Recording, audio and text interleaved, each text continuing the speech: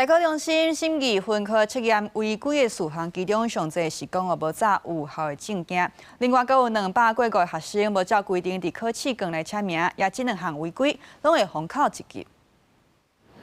伫回答卷顶头写辛苦了，各画一个笑面图，艺术分科测验有91件伫个回答区写和答案无关的字，也是画图，违反伫回答卷写答案的相关规定。那下一个是最可惜的，好。 他的答案是正确的，但他增加了一个图形嘛，还是符号？哈，总而言之是跟答案没有关系的，这就扣了。大考中心考试委员会决议，91件违规拢扣迄科1几分。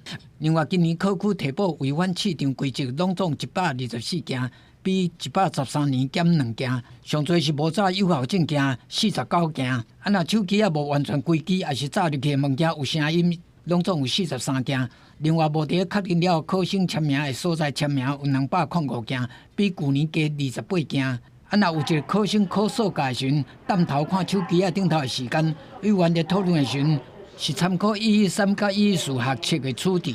因为他说看时间，但是，这个难以确认。好，是不是我们就是？ 比较不予计分，各位委员 OK 吗？好。大考中心表示讲，今年受理甲回复试题也是参考反映的意见，拢总收到49件36题的内涵，以公民甲社会14件才艺题上侪，其中历史科第14题，因为题目内底不成这个词无够周字，关系这题所有倒考的考生拢有分数。啊，若3点9万的考生的成绩甲国科5票的统计，会伫个29公布。记者综合报道。